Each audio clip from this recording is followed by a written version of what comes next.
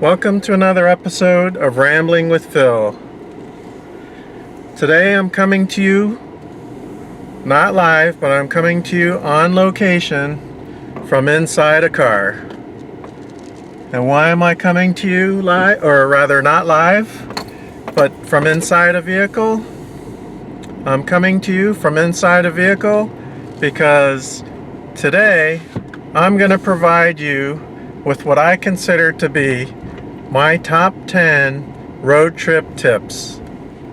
So here it goes. And this is not in any particular order. It's just going to be 10 tips. So my first tip is, if you're driving your own vehicle, which a lot of you will be when you're on a road trip, well, you want to make sure that it's going to make it there. I'm just trying to avoid getting hit by a car here while I'm turning right onto the road.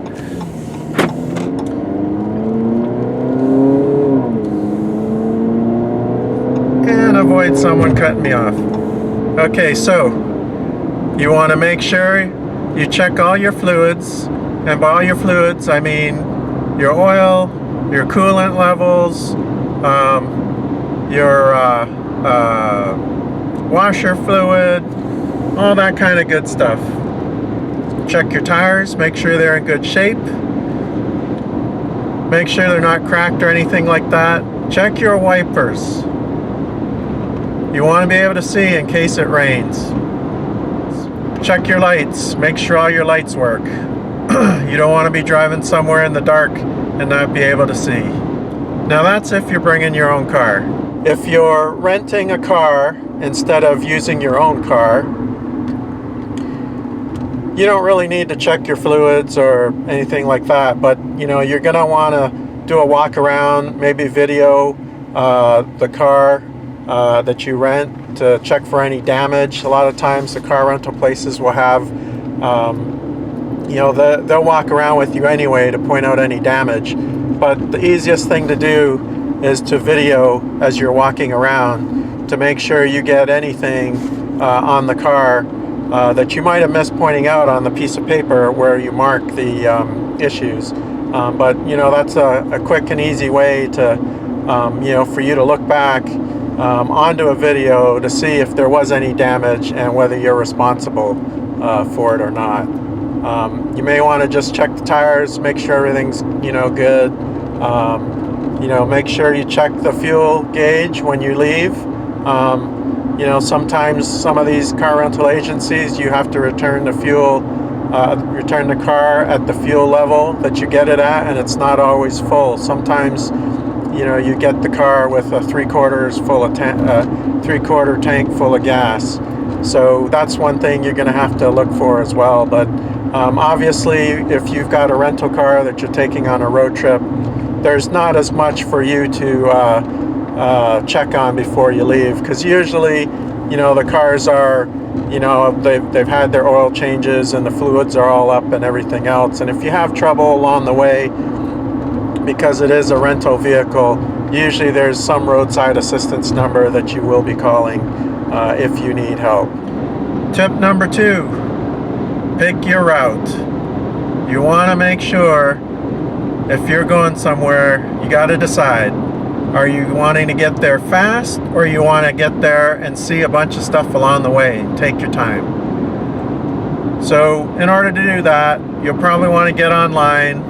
Go ahead and get online, like I said, check things like Google Earth or some other mapping websites or apps that tell you what you might be able to see along the way, or just kind of check different routes and see how long it's going to take to get there. So that's up to you. You need to pick your route and decide how you want to get there. You want to get there fast, or you want to get there slow and see things along the way. My next tip is, have a general idea of what your route is going to be, what roads you're going to take. Because sometimes your GPS doesn't work in all locations. And that's because in more rural areas, Sometimes you don't have signal if you're using your phone, or you may be going through a tunnel. You're not going to have any signal if you're going through a long tunnel like the ones in Switzerland, for example. You'll come out the other end, and it'll take a few seconds before it actually recalculates where you are and tells you where you got to go. Hopefully your exit's not right at the end of that tunnel. And of course, part of this tip is to use GPS. Now, if you don't have GPS, you might want to consider getting GPS, because GPS helps you avoid having to look at a map every few seconds, especially if you've got a lot of turns in a short, in a short distance or a short period of time. GPS is a real saver. My next tip is plan your stops, especially if you're going on a really long trip. You may want to look at where you're going to stay overnight. You may want to look at where your rest areas are, so you know when you're going to go potty. You want to plan these things out. If you're going through major, oops, had a little camera issue back there. Went over a set of train tracks, and camera kind of went sideways. Couldn't see me. Of course, now I'm setting this differently so that the camera won't be perched quite so vicariously. So getting back to my my tip there, I was halfway through. Plan your stops. Make sure you know where you're going to be roughly at various times of the day. If you're going through a major city center and it's just right so that you go through there at rush hour, you may want to plan an alternate route around the around whatever that city is, because you don't want to be sitting in traffic at rush hour. Or maybe you want to, instead of doing a bypass, maybe you want to have dinner early, or maybe have breakfast early. Just depends on what time of day it is that you're going to be going through there. Main thing is, it's no fun sitting in traffic during rush hour when you're trying to get to wherever you're going. So plan your stops. And if you're going on a multi-day trip, you're going to want to decide where you're going to stop overnight.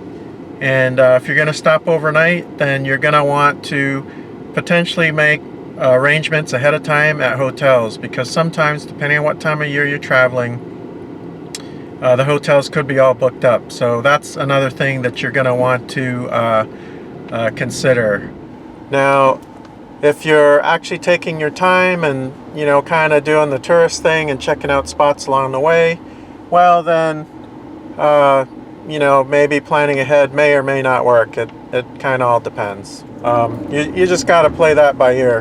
The alternative is, if you don't want to plan ahead as far as your hotel stays, you can go to, when you get to the rest areas in each of the states, a lot of them will have these coupon booklets for hotels.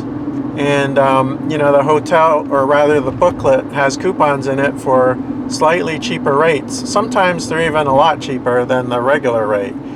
And, the hotels, generally the hotels will accept those coupons because it's better to have someone in there than nobody at all. So you might save a few bucks by doing that. So speaking of rest areas, one thing that we found in our road trip travels is that that's the best place to stop as far as having to go to the bathroom. Generally speaking, they're a lot cleaner than some of these other billboard gas station places that say they have clean restrooms. We've made that mistake before where it said we have clean restrooms, and guess what? They did not have clean restrooms. So for all your potty breaks, I recommend you stop at the state rest areas. A lot of them are being refurbished now or being renovated. So they're actually pretty nice. And a lot of them have the tourist information booths. Shout out to Virginia Department of Transportation. They have actually had a program in place where they renovated all their rest areas, and they are really nice, and they're actually they use a lot of recycled, reused, repurposed materials, and they've their rest areas are LEED accredited. LEED is basically a designation that you get when you do things to your buildings that are very environmentally friendly or environmentally responsible. But anyways, I digress. Rest areas are your best bet as far as places to go when you have to go to the bathroom. And also, if you're going to a rest area overnight, usually they have security there, so it's a lot safer than maybe walking into a some kind of I don't want to say shady gas station, but just some random place out in the middle of nowhere that looks kind of dark and dingy. Another tip, and like I said, none of my tips are in any particular order, but one thing that we like to do is we like to bring a cooler with us with some drinks in it, and also a snack bag. It's so much easier to be able to reach over or reach back and grab a drink out of the cooler or grab a snack out of the bag, rather than having to try and look for a store or something, or a place to pull over to find yourself a drink or a snack. On these longer road trips, you could be going for miles and miles, and well, I wouldn't say hours, but you could be going for half an hour before you get to your next stop, and your next exit might not even have anything at it for you to get a snack or a drink. So it's just a little bit of a convenience factor to bring your own stuff, and you might save a little money while you're doing it. So a little bit of bonus there. Another tip: have an emergency toolkit with you, and that's going to vary depending on what it is, the age of your vehicle and such. But generally things are, you're probably going to want some gloves, small toolkit of hand tools, maybe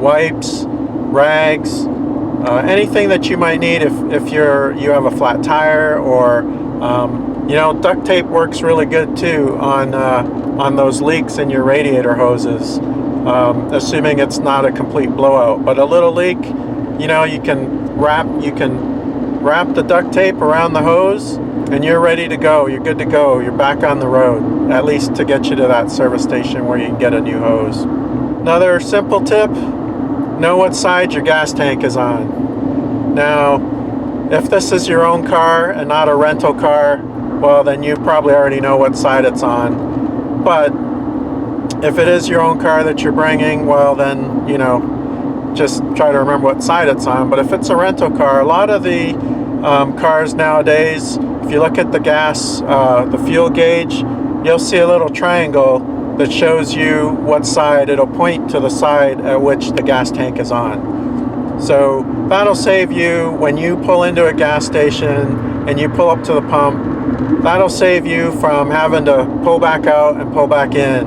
And if the gas station's really busy, you might lose your spot. So then you get all upset because somebody wasn't nice enough or to let you back in, or of course they don't know that you're on the wrong side and why you're pulling in and out. So anyways, that's just a little friendly tip. You're going to want to make sure that you have your phone with you. You want to have your phone because you're going to want to call AAA or whatever the roadside assistance service is that you have.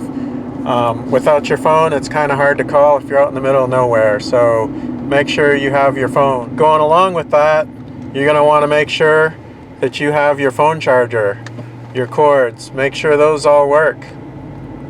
Hard to call someone if your phone is dead and you have no power. So make sure you've got your chargers with you, your cords. Make sure everything's charging up good. Hopefully you checked before you left to know that your cords and everything are working properly. Now, bonus tip, you're going to want to have some sort of entertainment, especially if it's a long drive. If you're driving for 12 hours, it might be good, and I'm just saying it might be. Wink, wink.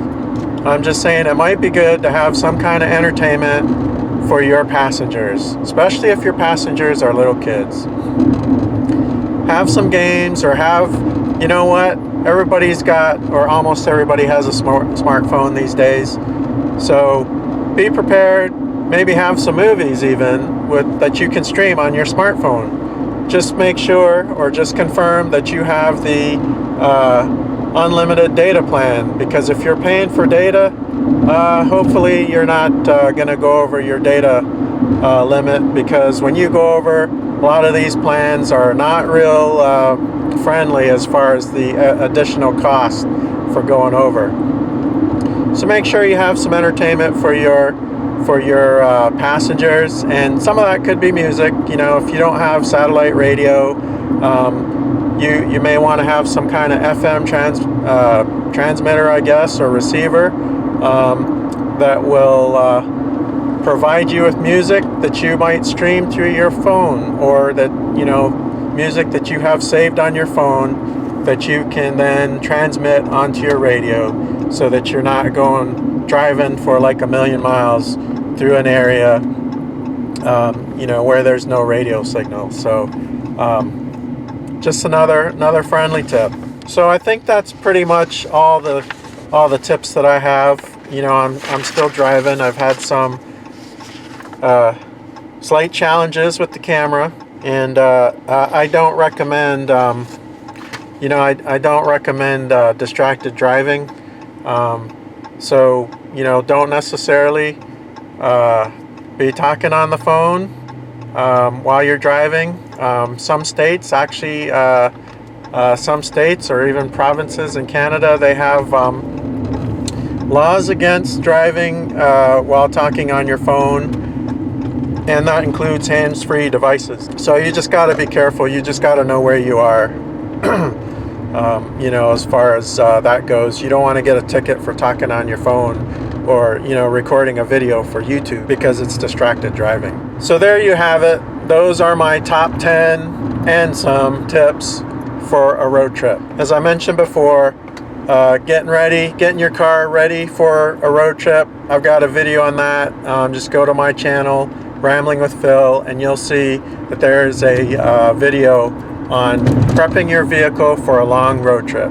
So I hope you found these road trip tips to be useful, and I hope you have fun on your road trip.